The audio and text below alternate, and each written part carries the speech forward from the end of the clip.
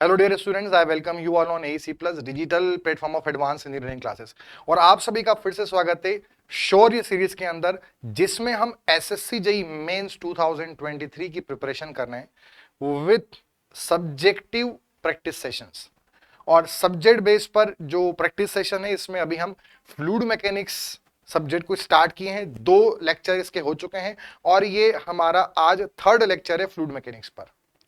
पिछले टॉपिक में हमने स्टैटिक्स और काइनेमेटिक्स तक क्वेश्चन किए थे। आज थोड़ा सा लेवल और बढ़ेगा और अब हम काइनेमेटिक्स और मेनली डायनामिक्स पर ज्यादा फोकस करने वाले हैं। साथ में कुछ स्पिलवे और जो वियर्स होते हैं उसके भी कुछ क्वेश्चंस हम यहां पर देखेंगे। ठीक है, तो स्टार्ट करते हैं सेशन को। मैं आपको बता दूं कि अगर आप हमारे शेड्यूल के साथ प्रिपरेशन करना चाहते हैं, टाइम बहुत कम है और अगर आपके प्री में सिग्निफिकेंट नंबर आ रहे हैं तो रिस्क नहीं लेनी चाहिए। पहली बार पैटर्न चेंज हुआ है, पैटर्न एक बहुत अच्छा चेंज है एसएससी जेईई मेंस में।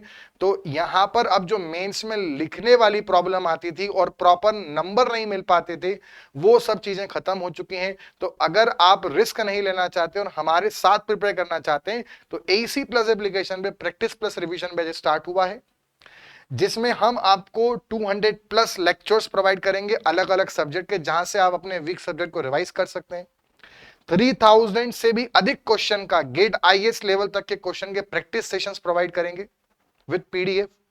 साथ में 100 प्लस टेस्ट आपको मिलेंगे, ऐसी टेस्ट सीरीज मिलेगी जिसमें 20 फुल लेंथ टेस्ट होंगे और 80 सब्जेक्टिव।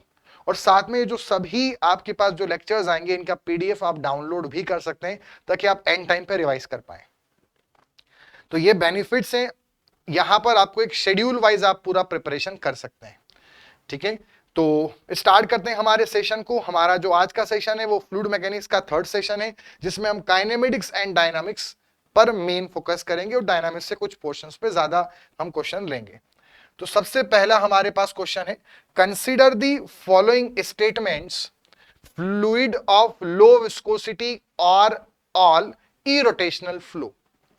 तो जब भी फ्लो इरोटेशनल कब होगा? जब लो विस्कोसिटी का फ्लो होगा तो वो इरोटेशनल होगा। देखो, एक आप बात समझना कि जो हमारे पास इरोटेशनल फ्लो होता है, इरोटेशनल फ्लो के अंदर जो शियर स्ट्रेस है वो लगभग क्या होना चाहिए? 0 होना चाहिए। और शियर स्ट्रेस तब 0 होगा, 2 कंडीशन है, एक तो mu d u by d y बराबर 0। मतलब 2 कंडीशन में हो सकता है, या तो म्यू 0 हो या फिर वेलोसिटी का वेरिएशन आपका 0 हो। मतलब जिसका विस्कोसिटी 0 है वो तो आइडियल फ्लूइड है। और अगर वो आइडियल फ्लूइड नहीं भी हो, रियल फ्लूइड हो, विस्कोसिटी 0 ना भी हो, तो सभी की वेलोसिटी क्या होनी चाहिए? सेम। सभी फ्लूइड के लेयर्स की सेम वेलोसिटी से मूव करे, ऐसे फ्लो को हम बोलते हैं आइडियल फ्लूइड के जैसा फ्लो, यानी आइडियल फ्लूइड फ्लो। मतलब इरोटेशनल होने के लिए आपका फ्लूइड इनविसिड फ्लूइड हो, और फ्लूइड इनविसिड या आइडियल फ्लूइड नहीं हो, तो फिर साथ में आपका रियल फ्लूइड हो तो आइडियल फ्लूइड के जैसा फ्लो हो, आइडियल फ्लूइड फ्लो। सभी लेयर सेम वेलोसिटी से मूव करें। इरोटेशनल फ्लो होने के लिए ओमेगा की वैल्यू भी 0 होनी चाहिए। और ओमेगा क्या होता है? Del v by del x minus del u by del y, मतलब वही वेलोसिटी का वेरिएशन। और वेलोसिटी का वेरिएशन 0 आना चाहिए। 0 कब आएगा? जब आपका खाली विस्कोसिटी लो, मतलब विस्कोसिटी कम होने से नहीं होगा, या तो विस्कोसिटी 0 हो या वेरिएशन 0 हो। तो इसलिए हम ये नहीं बोल सकते कि जब भी लो वेलोसिटी होगी वो सब ही रोटेशन होंगे, ये स्टेटमेंट गलत हो जाता है। अगला, rotation of the fluid is always associated with shear stress. ये बात सही है, जब भी रोटेशन होगा तो शियर स्ट्रेस एग्जिस्ट करेगा। मतलब जब भी रोटेशनल फ्लो होगा तो आप जानते हैं ओमेगा जो है वो नॉन जीरो होगा। ओमेगा नॉन जीरो होगा तो आप जानते हैं वेलोसिटी का वेरिएशन स्पेस के साथ, टाइम के साथ नॉन जीरो होगा। और जब वेलोसिटी वेरी कर रही है तो शियर स्ट्रेस डेफिनेटली एग्जिस्ट करेगा। इसलिए इसका सही आंसर क्या होगा? 2 ओनली। नेक्स्ट क्वेश्चन पर आते हैं। Consider the following statement in respect of 2D incompressible flow with velocity component u in x and v in y respectively। 2D flow के रिस्पेक्ट में हमें ये कंडीशन को समझना है। पहला स्टेटमेंट है कंटिन्यूटी इक्वेशन है del u by del x बराबर del u by del y, गलत है। कंटिन्यूटी इक्वेशन होती है del u by del x plus del v by del y बराबर 0। तो अगर उधर लेके जाएंगे तो माइनस में आएगा, यहां माइनस नहीं दे रखा है, del u by del x बराबर minus del v by del y होने इसलिए गलत है। मतलब 1 तो ऑप्शन में होगा नहीं, मतलब ये 2 ऑप्शन तो हट जाते हैं। अगला है the acceleration in x direction is, तो del u by del u by del x plus v del u by del y plus del u by del t, ये सही है, ये एक्स का फॉर्मूला है, मतलब ये सही है। इरोटेशनलिटी की कंडीशन होता है ओमेगा 0 और ओमेगा की वैल्यू होती है del v by del x minus del u by del y, और 2 भी आता है तो उधर चला गया, तो हम बोल सकते हैं del v by del x बराबर del u by del y, ये सही ही लिखा हुआ है, मतलब ये भी करेक्ट है। अगला है equation of streamline is u d y minus v d x, ये गलत है। जो हमारे पास इसमें इक्वेशन होती है वो होती है डी एक्स बाई यू बराबर डी वाई बाई वी बराबर D Z by W. 2D flow की बात है तो सिर्फ इतना लेंगे, और इक्वेशन जो होती है एक्चुअल में वो होती है यहां पर u dy बराबर v dx, माइनस नहीं आता है, u dy सही लिखा है, v dx लिखा है, बट माइनस नहीं आएगा। और वहीं पर अगर ये किसकी इक्वेशन है हमारे पास स्ट्रीम लाइन, अगर हमें इक्वी पोटेंशियल लाइन की कभी इक्वेशन आपसे पूछी जाए तो इक्वी पोटेंशियल लाइन की इक्वेशन होगी u dx minus v dy। ये जो इक्वेशन हमें दे रखी है ये एक्चुअल में इक्वी पोटेंशियल लाइन की, क्लियर है। D y by d x बराबर यहां पर आता है माइनस का u अपॉन वी, और इसमें बनता है d y by d x बराबर प्लस का v अपॉन यू, है ना। तो यहां पर डी वाई के साथ में क्या आएगा v डी वाई, और x के साथ में क्या आएगा u आएगा, तो u dx बराबर माइनस वी डी वाई, तो d y by d x जो है वो हो जाएगा माइनस यू बाई वी, और ये हो गया v बाई यू। तो ये आपको ध्यान रखना है, d y upon d x is equal to v upon u, ठीक है। तो ये स्ट्रीमलाइन की इक्वेशन है, वो इक्वी पोटेंशियल लाइन की, इसलिए ये जो स्टेटमेंट है हमारे पास ये भी गलत है। तो सही कौन सा है 2 एंड 3, तो सही आंसर है ए आंसर। नेक्स्ट पर आते हैं, अगला है consider the following statement, stream line is an imaginary line within the flow for which the normal at any point relates to the acceleration. ये स्टेटमेंट गलत है। स्ट्रीम लाइन में वह स्ट्रीम लाइन होती है जिससे किसी भी पॉइंट पर अगर हम टेंजेंट बनाएं तो वो टेंजेंट हमें वेलोसिटी की डायरेक्शन बताती है।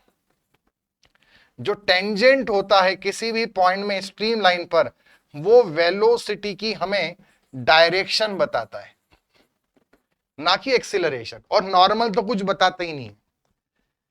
कॉन्वेक्टिव एक्सीलरेशन है change in velocity with respect to distance, ये बात सही है, कॉन्वेक्टिव का संबंध स्पेस से है।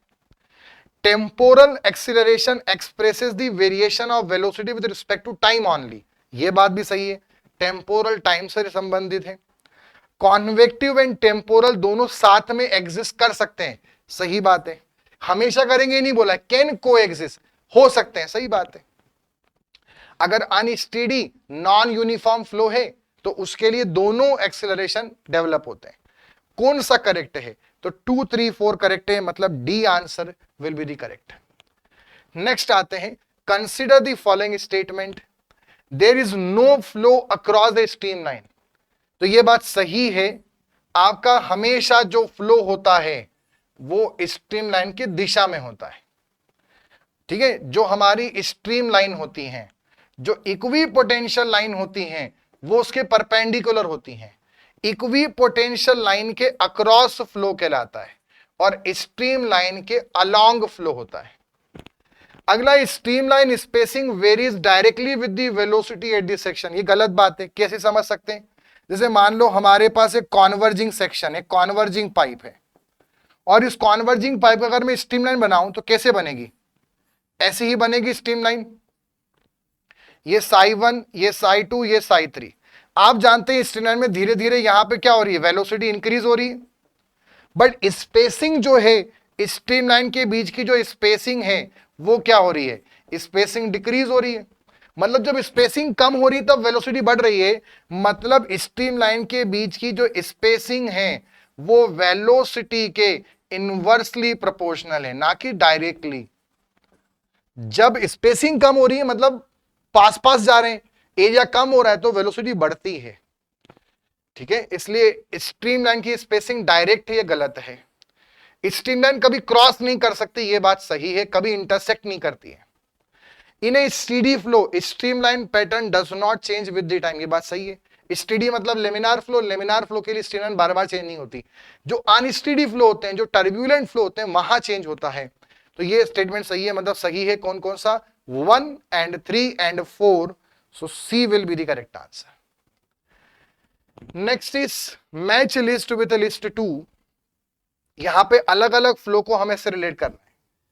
देखो अब uniform flow water supply, laminar flow, turbulent flow, irrotational flow, flow through a pipe, flow through a straight tube of uniform dia and uniform roughness, flow above the drain hole of a wash basin, and flow of blood in veins and arteries. अब flow of blood in veins and arteries कैसा flow होता है हमें नहीं पता, तो हम इसमें से कुछ पता नहीं कर सकते, कंफ्यूजन है। पर यह कंफर्म है स्ट्रेट ट्यूब है कोई और यूनिफॉर्म डाया है, तो यूनिफॉर्म डाया मतलब आपका एरिया सेम है, तो वेलोसिटी पूरे जगह सेम होगी, मतलब ये यूनिफॉर्म फ्लो का एग्जांपल है। मतलब ये कंफर्म है A2 से संबंधित है। A2 से संबंधित एक ही ऑप्शन आ रहा है, ऐसा B और D वाला, मतलब ये गलत हो गया। मतलब ऑप्शन सही हो सकता है B और D, ऐसे आपको एक क्वेश्चन करना है, बड़ा आसानी से हो जाएगा। अच्छा ये भी बताया, हम पिछले सेशन में पढ़े थे, वॉश बेसिन में जो फ्लो होता है वो फ्री वोर्टेक्स का एग्जांपल होता है, और जो फ्री वोर्टेक्स होता है वो ई रोटेशनल वोर्टेक्स होता है। मतलब ई रोटेशनल फ्लो संबंधित है थर्ड से, मतलब डी संबंधित है थर्ड से, तो A2 और D3, तो ये भी आप दोनों में सेम है। हमें चेक करना पड़ेगा B या C में से, तो लेमिनार फ्लो और एक टर्ब्यूलेंट फ्लो वाला ऑप्शन है। तो देखो जो वेन्स एंड आर्टरीज होती हैं हमारी ह्यूमन बॉडी के अंदर, वो बहुत छोटी छोटी नली या बहुत स्मॉल पाइप की तरह बिहेव करती हैं, और जितना पाइप स्मॉल होता है उतना लेमिनार ज्यादा होता है। फ्लो थ्रू पाइप भी लेमिनार है, नो डाउट, तो इसका ये भी आपको लगेगा और इसका ये भी लगेगा, बट ज्यादा स्मॉल कौन है, वेन्स आर्टरीज तो बहुत ही स्मॉल है, तो वहां तो ज्यादा लेमिनार होगा, इसलिए बी का करेक्ट बनेगा 4 से।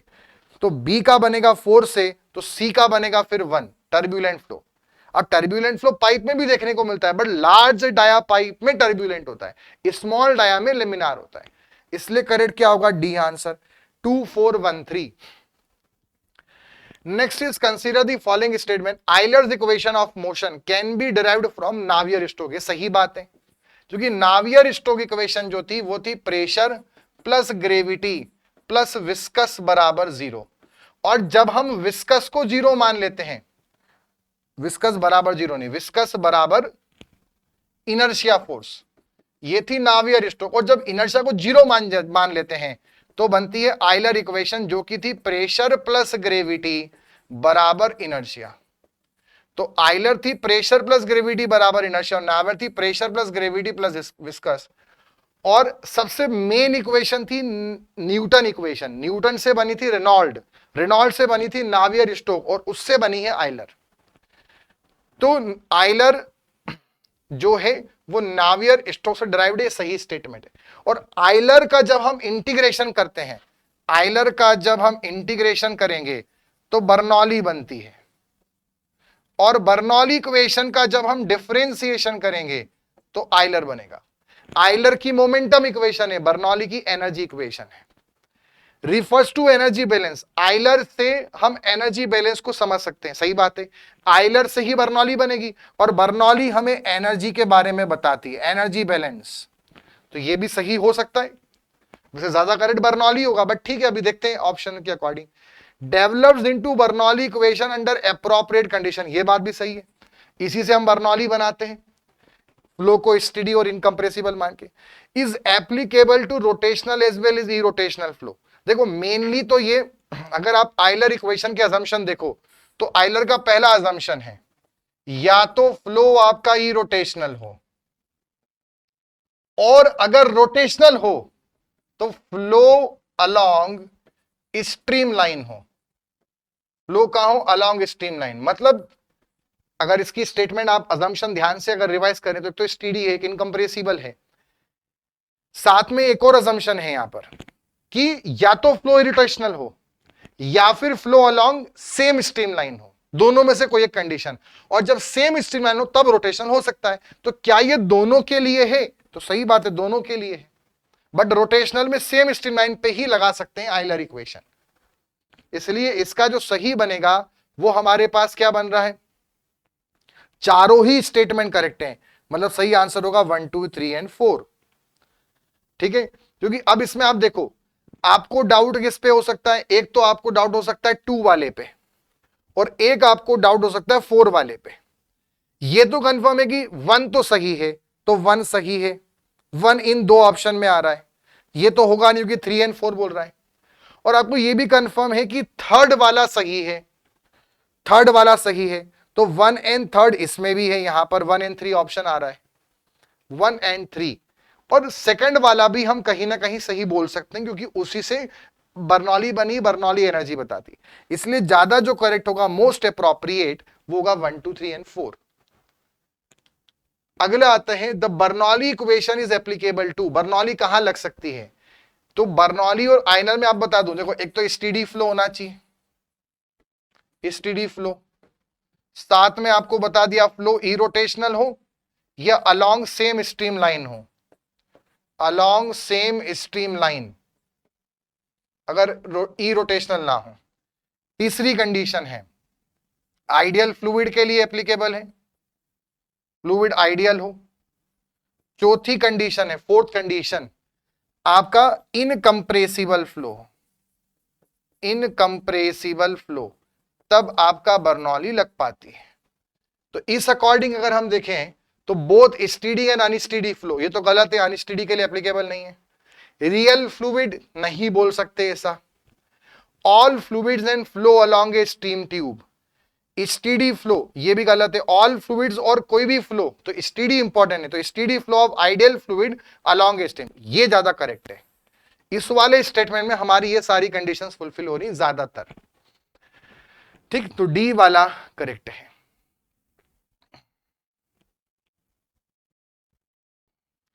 चलिए तो हम अगले क्वेश्चन की तरफ आगे बढ़ते हैं। नेक्स्ट हमारे पास क्वेश्चन है, in two dimensional flow with its stream function psi बराबर 2xy, the velocity at a point 3,4 is. तो ये इस प्रकार के क्वेश्चंस हम कई बार इसमें कर चुके हैं। हमें सबसे पहले क्या निकालना पड़ेगा, वेलोसिटी का मैग्नीट्यूड पता करना है। तो हमें del psi by del x जो है वो कौन होता है, v होता है, और माइनस का del psi by del y जो होता है वो कौन होता है, u होता है। तो अगर हम यहाँ पे इस साई का पार्शियल डिफरेंशिएशन करेंगे x में, तो वो कितना आएगा 2y, और y की वैल्यू हमारे पास कितनी है 4 और x की है 3, तो ये हो जाएगा 4 2 8। तो v की वैल्यू हमारे पास आ जाएगी 8 मीटर पर सेकंड वेलोसिटी है। वहीं पर अगर हम इसमें निकालेंगे साई का डिफरेंशिएशन y के रिस्पेक्ट में, तो ये आंसर आएगा माइनस का 2x बराबर u, और x कितना है, x है हमारे पास 3, तो इसमें करेंगे तो u की वैल्यू हमारे पास आ जाएगी माइनस का 6 मीटर पर सेकंड या माइनस का 6 यूनिट। अब हमें वेलोसिटी का मैग्नीट्यूड निकालना है, तो वेलोसिटी का जो मैग्नीट्यूड होगा वो होगा equal to under root u square plus v square. तो हम यहाँ पे कर देंगे इसका 6 का स्क्वायर और प्लस 8 का स्क्वायर, तो ये हमारे पास वैल्यू कितनी आ जाएगी 10 यूनिट। ठीक, 36 प्लस 64, 8 स्क्वायर और 64 प्लस 36 100 होता है, 100 का under root 10 units. So 10 unit यानी B will be the correct answer. Next is a steady two dimensional incompressible flow field is represented by u बराबर x plus 3y plus 3 and v बराबर 2x minus y minus z. In this flow field the stagnation point is, देखो stagnation point क्या होता है, stagnation point वह point होता है जहां पर आपकी जो फ्लो वेलोसिटी होती है वो क्या होती है, जीरो होती है। फ्लो वेलोसिटी जीरो होगी और टू डायमेंशनल फ्लो फील्ड है, तो 2D फ्लो के अंदर जो वेलोसिटी वेक्टर होता है वो u i के प्लस v j कैप होगा, और ये जीरो हो इसका मतलब u भी जीरो है और v भी जीरो होना चाहिए। इंडिविजुअली। ऐसा क्यों? क्योंकि अगर एक भी कंपोनेंट हुआ तो वेलोसिटी होगी, तो इसलिए अगर स्टेग्नेशन पॉइंट है वहां पे दोनों डायमेंशन, दोनों डायरेक्शन की वेलोसिटी जीरो होना चाहिए इंडिविजुअली। अब अगर u की इक्वेशन हमें यदि उसको जीरो से इक्वेट कर दें तो वो हो जाएगा x plus 3y plus 3 equal to zero. तो ये हमारे पास आ जाएगा x plus 3y equal to -3। ठीक है, अगला हमारे पास है नेक्स्ट इज v की वेलोसिटी हमारे पास है। v का फॉर्मूला हमारे पास कितना है? 2x minus y minus 8 equal to 0। इसको जब हम यहां पे सॉल्व करेंगे तो यह आ जाएगा 2x minus y is equal to 8। अब इससे हमारे पास यहां पर जो वैल्यू है y की, y का वैल्यू कितना आ जाएगा? y को उधर ले जाएंगे तो 2x माइनस 8, 8 को इधर लाएंगे तो 2x माइनस 8 बराबर y। अब ये जो y की वैल्यू है इसको हम इस इक्वेशन में पुट कर देते हैं। तो यहां पर ये तो x हो गया और एक है 3, और y की वैल्यू कितनी आई? 2x minus 8 equal to -3। इसको सॉल्व करेंगे, जब यहां पे सॉल्व करेंगे इस इक्वेशन को तो ये हो जाएगा x प्लस 3 2 जा 6x, और ये हो जाएगा माइनस का 8 3 जा 24, और ये आ जाएगा माइनस का 3, और ये हो जाएगा 7x, और ये जाएगा उधर तो -3 प्लस 24 बन जाएगा प्लस का 21। इससे x की वैल्यू आ जाएगी 21/7 मतलब 3। तो x कितना आ गया? 3। अब x की वैल्यू y में रख देंगे, यहां पे रख देंगे तो 3 2 जा 6, 6 माइनस 8 इज -2, तो y की वैल्यू आ गई -2। यानी वो जो पॉइंट है जिस पर स्टेग्नेशन पॉइंट जो होगा, जहां दोनों वेलोसिटी कंपोनेंट जीरो होंगे, वो क्या बन गया? 3, -2। यानी सही आंसर होगा हमारे पास डी आंसर 3, -2। नेक्स्ट आते हैं, which one of the following is the use of flow net analysis in the fluid mechanics. Flow net का कहां यूज करते हैं? To determine the streamline and equipotential line, to determine the downward lift pressure about the hydraulic structure, तो lift वगैरह पता करने के लिए भी यूज करते हैं। To determine the viscosity for given boundaries of flow, viscosity के लिए यूज नहीं करते हैं। To design the hydraulic structure, तो डिजाइनिंग में फ्लो नेट का यूज होता है। तो यहां पर 3 ऑप्शन करेक्ट है, बट बात यह कि हमें मोस्ट अप्रोप्रिएट ढूंढना पड़ेगा। ठीक है, जो हाइड्रोलिक स्ट्रक्चर है जैसे अर्दन डैम है, तो अर्दन डैम में जो सीपेज होता है, उस सीपेज की स्टडी में फ्लो नेट का यूज होता है। तो एक तरह से हम बोल सकते हैं एग्जिट ग्रेडियंट जो होता है उसको डिजाइन करने में भी करते हैं यूज। ड्रेनेज बेड जो होता है उसकी डिजाइनिंग के लिए भी फ्लो नेट यूज होता है। बट बात यह कि अभी हमें जब एक ही सिलेक्ट करना है तो मोस्ट अप्रोप्रिएट ढूंढना पड़ेगा। तो सबसे बेसिक यूज तो क्या है? To determine the stream line and equipotential line, क्योंकि उन्हीं के बेस पर ये बाकी तो यूज किए जाते हैं, इसलिए ज्यादा करेक्ट हमारा ए आंसर होगा। क्लियर है? नेक्स्ट आता है, an error of 0.5% in the measurement of the head in A V नोच कॉजेज एन एरर ऑफ। देखो वी नोच का मतलब क्या है? ट्राइंगुलर नोच। दो हमारे पास नोच होती हैं, एक ट्राइंगुलर नोच हम बोलते हैं जिसको हम वी नोच बोलते हैं, और एक रेक्टेंगुलर नोच होती है। अब चाहे ट्रायंगुलर नोच हो या रेक्टेंगुलर नोच हो, नोच और वियर हो, दोनों में यहां पर जो हमारे पास फॉर्मूला है डिस्चार्ज का dq/q एरर के लिए, वो है 3/2 dh/h। और अगर ट्रायंगुलर या वी नोच की बात करें तो इसमें हमारे पास फॉर्मूला है dq/q बराबर 5/2 इंटू dh के अपॉन में h। अब क्वेश्चन में क्या दिया हुआ है हमें कि जो परसेंटेज एरर है हेड मेजरमेंट में 0.5% है, मतलब dh/h की वैल्यू हमें दे रखी है 0.5%। ठीक है, तो इसको हम यहां पे रख देते हैं, दिस विल बी 5/2, और इनटू में ये कितना हो गया? 0.5% अपॉन 100। हमने परसेंट में ही रखा है, तो ये जो आंसर आएगा ये भी किस में आएगा? परसेंटेज में। इसको एक बार सॉल्व कर लेते हैं, तो ये हमारे पास कितना आ जाएगा? 5 5 जा 25 मतलब 2.5, और 2.5 के अपॉन में 2, और इनटू में यहां पे आ जाएगा 100। अच्छा, परसेंटेज में रख रहे हैं तो हमें 100 को रखने की जरूरत नहीं है, सीधे परसेंटेज में वैल्यू कितनी? 0.5%, और हमें परसेंटेज में ही निकालना है, तो हम इसमें 100 का डिवाइड नहीं करेंगे। अगर हमने 0.5/100 रख दिया मतलब हमने डेसिमल में रख दिया। तो अगर परसेंटेज में पूछा है तो हम एज इट इज, परसेंटेज में वैल्यू कितनी? 0.5, तो वही रखो। अगर आप ऐसा करना चाहो कि 0.5 अपॉन 100 करना हो तो फिर ये डेसिमल में आ गया, और ये पूछा है परसेंटेज में, तो फिर अलग से 100 का एक और मल्टीप्लाई करो, तो उस 100 से वो 100 वैसे भी कट जाएगा। इसलिए परसेंटेज में पूछा है और परसेंटेज में दिया है तो सीधे उसको रखो, और ये हो जाएगा 2.5/2, ये आ जाएगा 1.25%। तो अगर 0.5% का हेड में एरर आ रहा है तो डिस्चार्ज में 1.25% का एरर आएगा। So C will be the correct answer. आगे बढ़ेंगे, देखिए अगले क्वेश्चन पे चलते हैं। अगला क्वेश्चन है, for a flow under a sluice gate where the upstream depth is 1.2 meter and depth at the vena quantita is 0.3 meter, the discharge per meter width would nearly be। तो हमें upstream depth कितनी दे रखी है इसमें, y1 हमें दे रखा है 1.2 metre, और y2 कितना दे रखा है 0.3 मीटर। साथ में डिस्चार्ज पर मीटर विड्थ पूछा है स्मॉल q। इसके लिए डायरेक्टली आप फॉर्मूला ध्यान रखें, q²/2g इज इक्वल टू, हमारे पास कंडीशन यहां पर क्या बन जाएगी, y1 square y2 square upon में y1 प्लस y2। ठीक, तो ये हमारे पास इक्वेशन है डायरेक्ट स्लुइस गेट के अंदर, अगर डिस्चार्ज पर मीटर विड्थ आप निकालना चाहते हैं। इससे जब सॉल्व करेंगे तो ये q हमारे पास है यहां पर √2g हो जाएगा, 2 इंटू 9.81, और यहां पर ये बन जाएगा 1.2 इंटू 0.3 मल्टीप्लाई हो जाएगा, और divided by √y1 plus y2, तो ये आ जाएगा 1.2 प्लस 0.3 1.5, और उसका भी अंडर रूट। जब इसको हम सॉल्व करेंगे तो ये 1.3 क्यूबिक मीटर पर सेकंड पर मीटर आएगा। अब 1.3 ऑप्शन चेक करते हैं, यहां पर एक ही ऐसा ऑप्शन है जो उसके करीब है, यानी करेक्ट आंसर हमारे पास क्या होगा 1.5 क्यूमेक, और पर मीटर पूछा है तो पर मीटर यहां पर हो गया। अगला क्वेश्चन है हमारे पास, match list 1 with the list 2 and select the correct answer. Hot wire anemometer, boundary shear stress,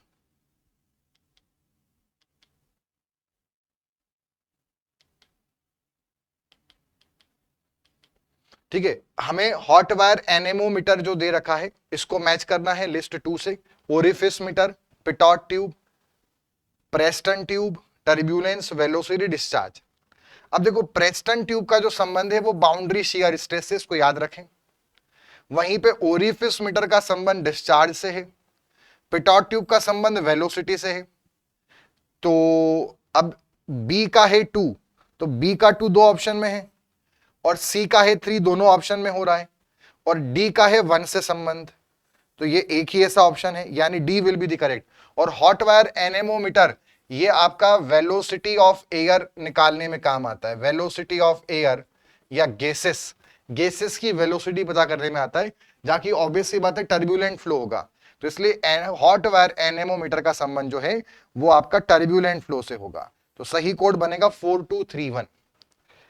next question पे आते हैं, the approximate discharge over a 4 metre long rectangular weir with suppressed end contraction with head over the crest as 0.36 metre.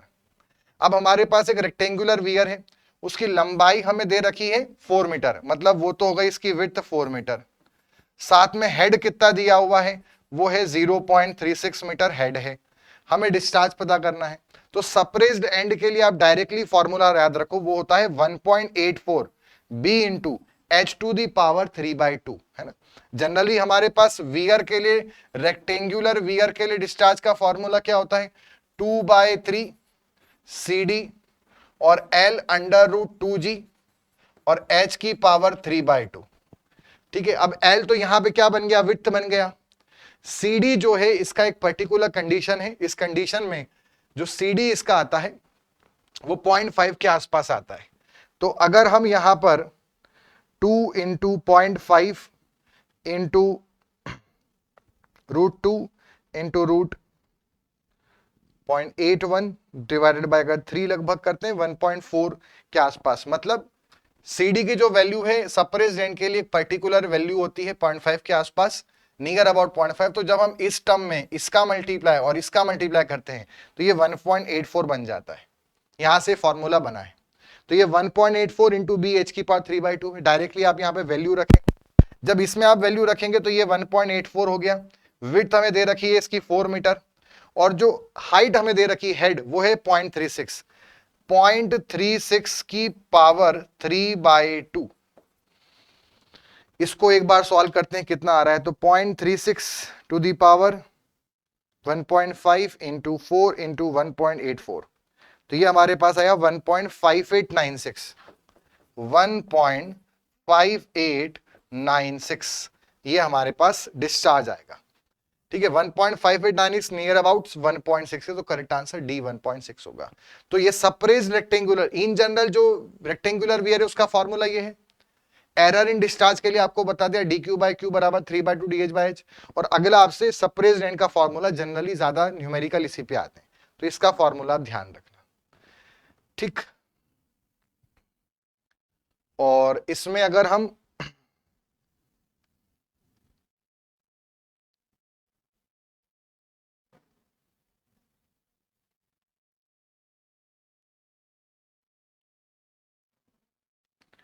तो ये जो CD की value इसमें आती है, जो CD जो होता है वो लगभग 0.62 के आसपास होता है। तो जब आप ये CD 0.62 करेंगे और इसका 2/3 से मल्टीप्लाई करेंगे और √2g करेंगे, तो अपने आप ये बन जाता है। तो सप्रेस्ड एंड का जो स्पेशल कंडीशन होती है, इसमें CD 0.62 के आसपास होता है, इसलिए फॉर्मूला बन जाता है। अगला है pitot stated tube with coefficient of velocity 0.98, मतलब CV कितना दिया है पिटॉट ट्यूब के लिए 0.98। इसको कोएफिशिएंट ऑफ वेलोसिटी भी बोलते हैं और कोएफिशिएंट ऑफ पिटॉट ट्यूब भी बोलते हैं। To measure the velocity of water in a pipe, velocity measure कर रहा है। स्टेगनेशन प्रेशर हमारे पहले पॉइंट का होता है, तो P1/ρg हमें दे रखा है 3 मीटर, और स्टैटिक प्रेशर जो दे रखा है, और ये प्रेशर बोल रहे हैं बट ये यहां यूनिट मीटर की है, मतलब ये प्रेशर हेड है नॉट प्रेशर। और जो स्टैटिक प्रेशर है वो सेकंड पॉइंट का होता है पिटॉट ट्यूब में, तो P2/ρg की वैल्यू कितनी दी है 0.5 मीटर। अब क्या बोल रहे हैं, what is the velocity of the flow. तो देखिए यहां पर जो हमारे पास फॉर्मूला होता है वो होता है काइनेटिक हेड v²/2g बराबर stagnation पीजोमेट्रिक head minus static पीजोमेट्रिक head होता है। अब हम ये मान लेंगे कि हॉरिजॉन्टल है, तो जो z है वो तो कैंसिल हो जाएगा, तो हम इसको यहां पर P1/ρg माइनस P2/ρg का डिफरेंस भी बोल सकते हो, कि z आपस में क्या हो जाएगा कैंसिल। अगर हॉरिजॉन्टल नहीं है तो पीजोमेट्रिक स्टेगनेशन माइनस स्टैटिक पीजोमेट्रिक, बट अगर हॉरिजॉन्टल है तो stagnation pressure minus static pressure. 3 में से 0.5 गया तो कितना बच जाएगा, ये बच जाएगा हमारे पास 2.5 मीटर। हमें निकालना है वेलोसिटी, तो अगर वेलोसिटी निकालने के लिए यहां पर हम कर देंगे CV और √2g और इनटू में ये वाला हेड, और ये हेड क्या है, ये प्रेशर डिफरेंस, जो यहां पर ये प्रेशर डिफरेंस है।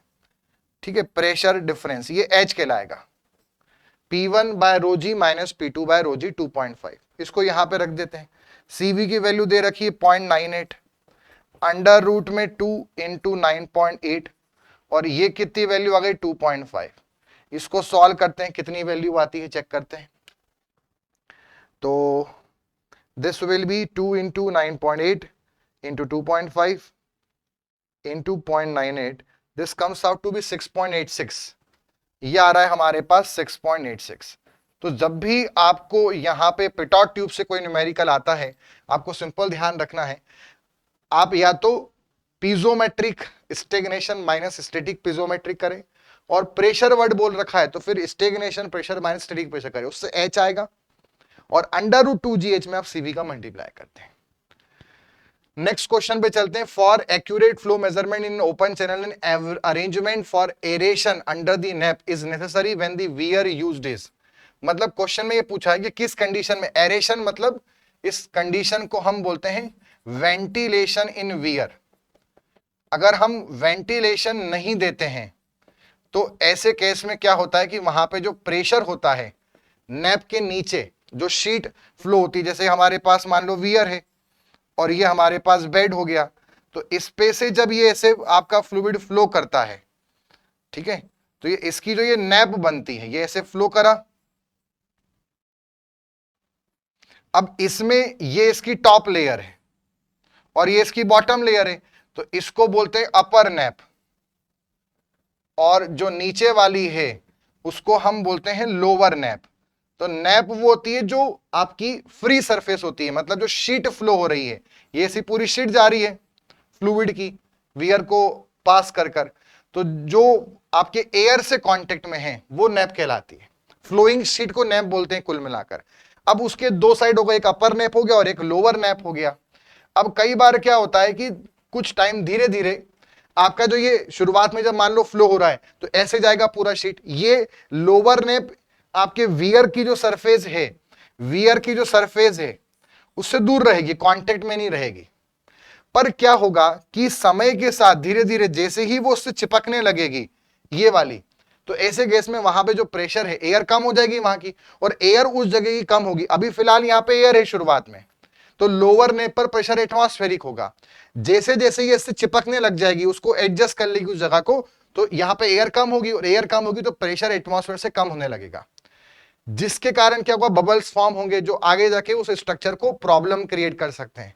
सो ऐसी कंडीशन में हम क्या करते हैं, वियर के अंदर कुछ पाइप्स वगैरह लगाते हैं, जिससे हम वहां पे हमेशा एयर या एटमॉस्फेरिक प्रेशर लोअर नेप पर मेंटेन करते हैं, और इस प्रोसेस को वेंटिलेशन कहा जाता है।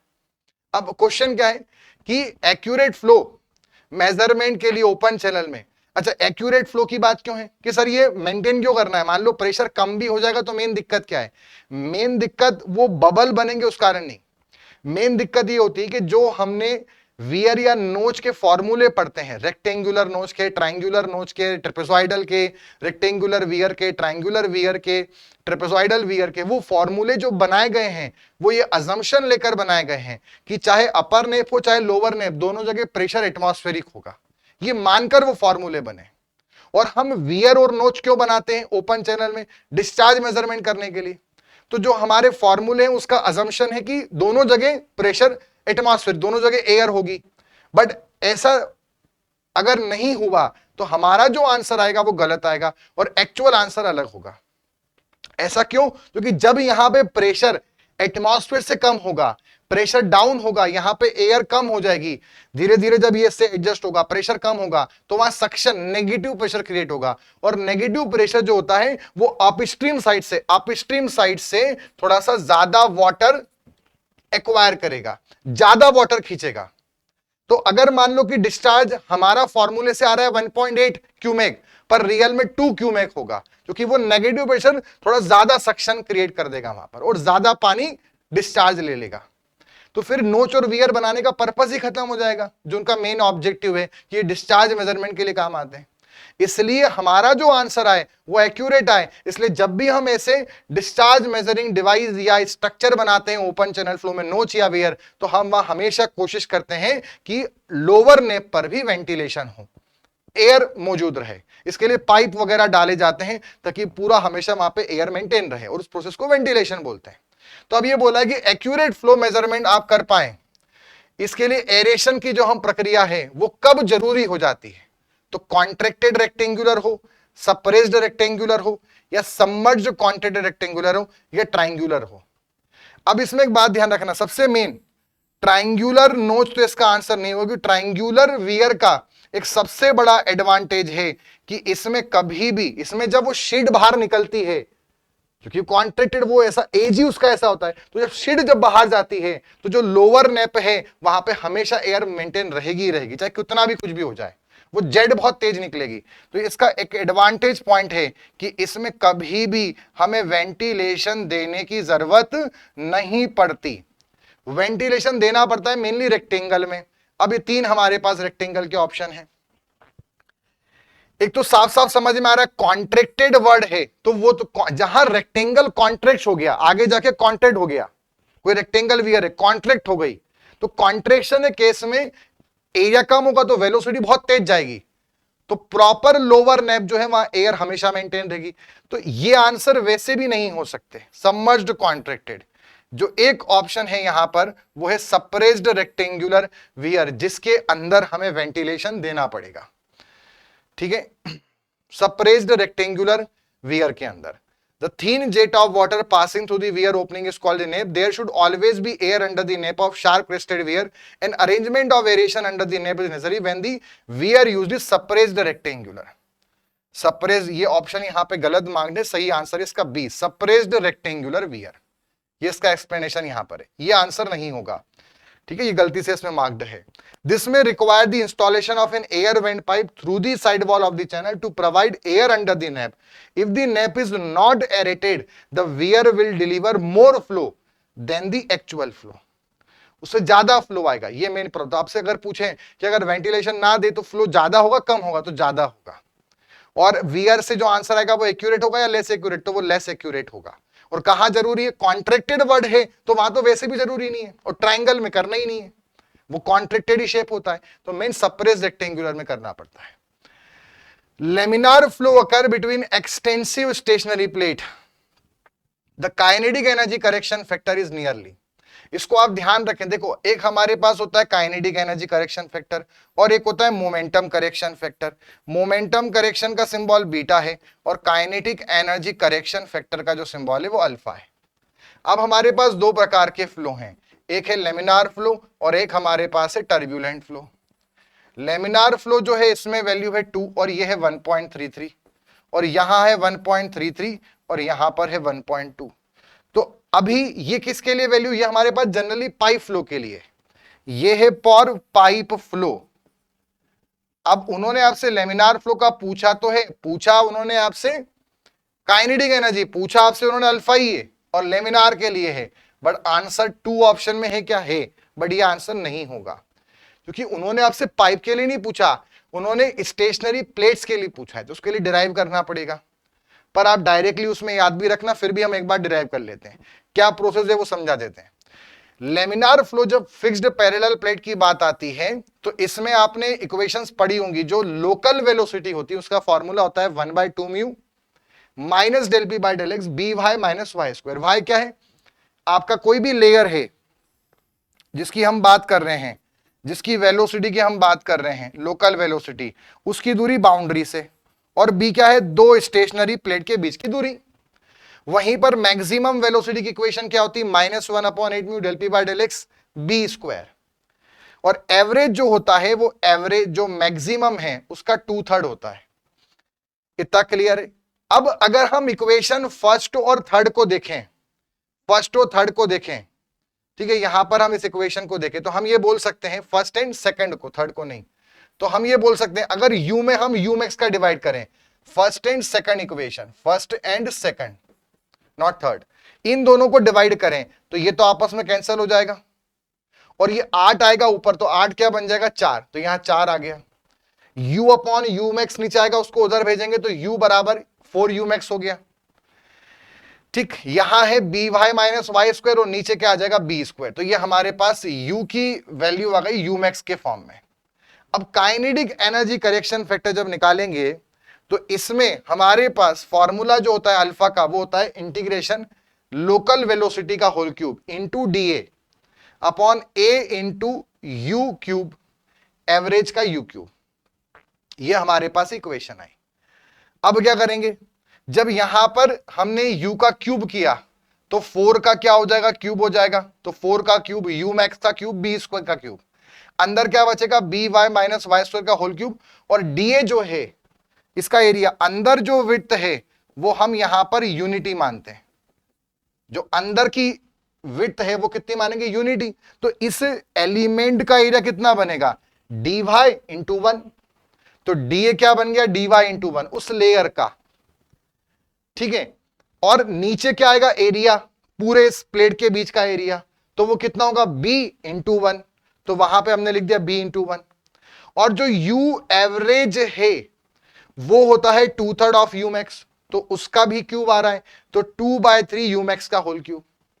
अब यहां पे समझना, जो हमारे पास u मैक्स का होल क्यूब है और u मैक्स है तो कट गया, 4 का क्यूब होता है 64 और 2 का क्यूब होता है 8, ठीक है, तो 8 जो है, और ये तो हो गया आपका यहां पे 4 का क्यूब और अपॉन में 2 का क्यूब आ गया, और साथ में ऊपर जाएगा यहां पे 3 का क्यूब, 3 का क्यूब जो होता है वो होता है हमारे पास 27, तो 64 इंटू 27 अपॉन 8 करेंगे, 8 8 दा 64, 27 इंटू 8 करेंगे तो वो 216 आता है, तो यहां से ये 216 इस प्रकार से आ गया। क्लियर है यहां तक? बी स्क्वायर का क्यूब है और यहां पर बी है, तो ये हो जाएगा बी स्क्वायर का क्यूब मतलब बी की पावर 6 और अपॉन में एक और बी है, तो ये b7 हो गया। B Y minus Y square का whole cube into d y हो गया। अब इसको सॉल्व करेंगे, इसका इंटीग्रेशन लेंगे, तो B Y minus Y square का जब हम इंटीग्रेशन करेंगे तो वो तो हो जाएगा बी और वाई का होगा वाई स्क्वायर बाय 2 और माइनस यहां पर हम करेंगे वाई स्क्वायर का इंटीग्रेशन तो हो जाएगा वाई की पावर 3/3। ठीक, और यहां पर इसका भी होल क्यूब है। जब होल क्यूब है तो इसको थोड़ा चेंज करना पड़ेगा। क्यूब अगर हम उसको करेंगे तो हमें पहले उसको क्या टर्म लेना पड़ेगा, उसको हम x की पावर क्यूब के अकॉर्डिंग कर लेंगे। तो x की पावर क्यूब के अकॉर्डिंग करेंगे तो 3 इंटीग्रेशन में x की पावर 3 मान लेंगे तो वो हो जाएगा B Y minus Y square की पावर 3 है तो 4 के अपॉन में 4 और फिर ये x था नहीं, इसको माना था तो इसका फिर से डिफरेंशिएशन का डिवाइड करेंगे तो बी वाई का हो जाएगा b डिफरेंशिएशन और वाई स्क्वायर का होगा 2y। ये पूरी हमारे पास फाइनल टर्म बनेगी। इसका हम यहां पर इसको सिंप्लीफाई कर लेंगे। जब सिंप्लीफाई करेंगे तो ये फाइनल वैल्यू सॉल्व होने के बाद जो हमारे पास आती है वो आती है 216 बी की पावर 7 और यहां भी बी की पावर 7 और अपॉन में 140। ये पूरा सॉल्व होने के बाद ये टर्म बचती है, इंटीग्रेशन करना है। जब इसको हम सिंप्लीफाई करते हैं तो ये आता है 1.542 और ऐसे ही सेम हम मोमेंटम करेक्शन फैक्टर करेंगे तो वो आता है 1.2 पैरेलल प्लेट के लिए। तो अब ये आपको एग्जाम में डराइव नहीं करना है, आप इसको डायरेक्टली याद रखो जैसे ये हमने याद रखा, ये पाइप के लिए है। ऐसे ही अल्फा और बीटा हमें याद करना है, किसके लिए? प्लेट्स के लिए। तो इसमें कितनी वैल्यू देखी हमने 1.5 और यहां कितनी देखी 1.2। बस प्लेट का और ये ध्यान रखो, मेनली लेमिनार का। टर्ब्यूलेंट जो होगा वो इससे भी थोड़ा कम होगा। ठीक है, टर्ब्यूलेंट कम होगा। मेनली आप लेमिनार के लिए ये ध्यान रखो, टर्ब्यूलेंट के लिए उसमें याद रखने की जरूरत नहीं है। मतलब लेमिनार और टर्ब्यूलेंट पाइप में कितना है 2, 1.33, 1.33 और 1.2 और वहीं प्लेट के अंदर अल्फा कितना आता है 1.5 और बीटा कितना आता है 1.2। तो हमारे पास सही आंसर क्या होगा? अभी अल्फा पूछा है 1.5। अगला क्वेश्चन हमारे पास है, in a steady laminar flow of a liquid through a circular pipe of internal diameter d carrying a constant discharge, the hydraulic gradient is inversely proportional to। किस पे क्वेश्चन है? स्टेडी है, laminar flow है, through a circular pipe. अब pipe से अगर हमारे पास laminar flow है तो इसके लिए हाइड्रोलिक ग्रेडियंट मतलब energy loss per unit length पता करने के लिए हमारे पास दो हैं। एक तो डार्सी लॉ है, उससे भी हम पता कर सकते हैं, और एक हमारे पास हेगन पॉइजले वाला लॉ होता है। ठीक है, पॉइजले फॉर्मूला, उससे भी हम पता कर सकते हैं। हेगन पॉइजले फॉर्मूला लगाएं तो वो होता है HF बराबर 32 mu u bar l upon में रो जी इंटू डी स्क्वायर। अब ये यू बार, यहां पर यू जो है वेलोसिटी एवरेज, वो वेरिएबल है, उसको हटाना पड़ेगा। तो वेलोसिटी को हटा के हमें क्या लिखना पड़ेगा? डिस्चार्ज के अपॉन में एरिया, और एरिया जब लिखेंगे तो वहां क्या आएगा? π/4 इंटू डी स्क्वायर। तो एक डी स्क्वायर पहले से एक और आएगा तो वो डी की पावर 4 बन जाएगा। यहां से साफ साफ दिख रहा है कि HF के अपॉन में अगर मैं L कर दूं, जिसको हम हाइड्रोलिक ग्रेडियंट I से डिनोट करते हैं, तो वो क्या बन गया? 32 म्यू यानी विस्कोसिटी अपॉन π/4 रो जी, और वो डी की पावर 4 के इनवर्सली प्रोपोर्शनल है। तो ये सब तो कांस्टेंट है, मतलब हाइड्रोलिक ग्रेडियंट यहां पर डी की पावर 4 के इनवर्सली संबंधित है। तो ये सही आंसर होगा। अच्छा, इसी चीज को हम डार्सी से भी समझ सकते हैं। डार्सी देखें तो वो है HF बराबर FL V square upon 2GD, यही हमारे पास नियम है। अब इसमें V स्क्वायर जो है, इसको अगर हम लिखेंगे तो V को हम क्या बोल सकते हैं? डिस्चार्ज के अपॉन में एरिया, और डिस्चार्ज के अपॉन में एरिया करेंगे तो डिस्चार्ज के अपॉन में वो हो जाएगा π/4 डी स्क्वायर। अच्छा, पर उसका भी स्क्वायर है तो ये हो जाएगा F, ये हो जाएगा L, V स्क्वायर है तो Q स्क्वायर आ जाएगा, अपॉन 2 आ जाएगा, G आ जाएगा, इंटू π/4 का होल स्क्वायर आ जाएगा, और d पहले से, और स्क्वायर का भी स्क्वायर 4, मतलब यहां पे d की पावर 5 आ जाएगा। कितना आ गया? d की पावर 5। इतना क्लियर है? अब हमारे पास ये जो, सर यहां तो d की पावर 5 आ रहा है, अभी थोड़ा आप वेट करना, इसमें समझने का मेन पॉइंट क्या है, यहां पे बस समझना है जो फ्रिक्शन फैक्टर है वो हमारे पास कितना होता है, 64, कोएफिशिएंट ऑफ फ्रिक्शन 16 होता है, ये 64 के अपॉन में आर ही होता है, और रेनॉल्ड नंबर पाइप फ्लो के लिए होता है rho v d upon mu, right. तो ये म्यू ऊपर जाएगा, तो वो हो गया 64 के अपॉन में 64 म्यू और अपॉन में रो वी डी। अब आप बोलोगे सर वो जो एफ है वो यहां रखेंगे तो नीचे डी आ रहा है, तो डी की पावर 6 बन गया। अभी फिर आपको वेट करना है एक बार। अब अगेन यहां वेलोसिटी है, इसको फिर चेंज करेंगे, तो ये डिस्चार्ज के अपॉन में वेलोसिटी क्या बनेगा, एरिया। तो यहां डिस्चार्ज आएगा अपॉन एरिया, तो ये π/4 डी स्क्वायर होगा, और इनटू में यहां कितना बना है, डी। इस डी से ये डी कटेगा और ये डी ऊपर आ जाएगा, तो ये बनेगा 64 mu D divided by rho Q, और रो क्यू और ऊपर π/4 भी आ जाएगा, तो इनटू π/4। ये पूरा फ्रिक्शन फैक्टर का फॉर्मूला बनेगा। डिस्चार्ज ही कांस्टेंट है, वेलोसिटी जहां जाए उसको चेंज करना पड़ेगा डिस्चार्ज और एरिया। अब अगर ध्यान से देखें तो फ्रिक्शन फैक्टर में डी सबसे ऊपर आ रहा है पावर 1 से, तो यहां से दिख रहा है एच जो है वो एक हमारा फ्रिक्शन फैक्टर और नीचे एक डायमीटर की पावर 5। फ्रिक्शन फैक्टर में डी की पावर ऊपर आ रहा है, तो डी की पावर अपॉन डी की पावर 5, इससे कैंसिल होगा तो 4 बचेगा, तो अभी भी हमारा आंसर वही आ रहा है। तो चाहे हम डार्सिस से निकालें चाहे हम हाइगन से निकालें, दोनों से सेम आंसर आएगा। नेक्स्ट है for A laminar flow between parallel plate separated by distance 2h head loss varies. देखिए पैरेलल प्लेट के बीच में जो हेड लॉस का फॉर्मूला होता है वो होता है 12 mu u bar l upon rho g, और जो दो प्लेट के बीच की डिस्टेंस है, जो दो पैरेलल प्लेट हैं उनके बीच की जो डिस्टेंस है उस डिस्टेंस का स्क्वायर। तो ये हमारे पास h हो गया। अभी डिस्टेंस हमें क्या दी है, यहां पे दी है 2h, तो यहां पे हम कर देंगे 2h का होल स्क्वायर। यहां पे हमसे क्या पूछा है, हेड लॉस कैसे वेरी करेगा। तो अगर हम देखें तो HF जो है, अगर साफ साफ देखें तो वो h की पावर स्क्वायर के इनवर्सली प्रोपोर्शनल दिख रहा है। h के अकॉर्डिंग ही पूछा है, तो सही आंसर क्या होगा, directly as h, inversely as h, directly as h square और इनवर्सली एज h क्यूब।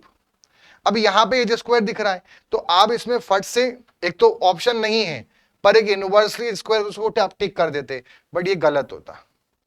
क्या गलती यहां पर जो मैंने आपको पिछले केस में बताई वही सेम मिस्टेक आप कर देते। वेलोसिटी अभी भी यहां रखी है, वेलोसिटी को कौन चेंज करेगा, उसको भी चेंज करना पड़ेगा। वेलोसिटी वेरिएबल पैरामीटर होता है, तो HF बराबर आ जाएगा 12 म्यू, इसको रखेंगे डिस्चार्ज के अपॉन में एरिया, यहां पर एरिया क्या बनेगा 2h, और प्लेट में बताया था अंदर जो है उसको हम यूनिटी मानते हैं, 1 मानते हैं, तो वो आ गया यहां पर 2h इंटू 1 एरिया रो जी, और इंटू 2 2 जा 4 h स्क्वायर। यहां से देखें तो एक h ही है और एक h स्क्वायर ये, मतलब जो HF है वो h क्यूब के इनवर्सली प्रोपोर्शनल है, तो h स्क्वायर नहीं h क्यूब के इनवर्सली प्रोपोर्शनल है। D will be the correct answer. Next is the highest velocity for flow of water 0.01 poise to be laminar in a 6 mm pipe. किसी pipe में आपका flow laminar रहे उसके लिए क्या मैक्सिमम वेलोसिटी हो सकती है। तो आप जानते हैं लेमिनार लेने के लिए पाइप के अंदर जो मैक्सिमम रेनॉल्ड नंबर है वो 2000 होता है, उससे ज्यादा हुआ तो ट्रांजिशन होगा और टर्ब्यूलेंट में धीरे धीरे शिफ्ट होगा।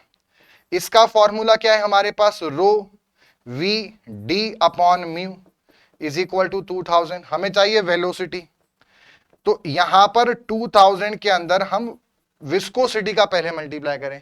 विस्कोसिटी हमें दे रखी है पर इसको हमें करना है एसआई में कन्वर्ट, पॉइज उसकी सीजीएस यूनिट है, तो यहां हम बड़ी यूनिट में जाने के लिए 10 का डिवाइड करते हैं, तो ये आ गया 0.01 अपॉन 10, उससे वो आ जाती है आपकी पास्कल सेकंड एसआई के अंदर। सब कुछ एसआई में रख देंगे क्योंकि ये भी आपका सेंटीमीटर में पूछा है, बाद में हम सेंटीमीटर में कन्वर्ट कर देंगे। आप चाहो तो सब कुछ सीजीएस में लेके चलो, वो भी कर सकते हैं, कोई दिक्कत नहीं है, वो भी आसान है, सीजीएस में कर लेते हैं। तो पॉइस सीजीएस सिस्टम की यूनिट है, तो इसको फिर 0.01 ही रखो। फिर एक और हमारे पास क्या है, डेंसिटी नीचे आएगी। अब डेंसिटी जब वाटर की होती है तो वो 1 ग्राम पर क्यूबिक सेंटीमीटर होती है, ठीक है। और वेलोसिटी डायामीटर भी नीचे आएगा। डायामीटर कितना दे रखा है, 6 mm। तो डायामीटर को आप सेंटीमीटर में करो तो 6 × 10⁻⁻1, तो वो आ गया हमारे पास 6 × 10⁻⁻1। इसको आप सॉल्व कर लो, कितना आंसर आएगा, ये हमारे पास हो जाएगा यहां पर 2000 और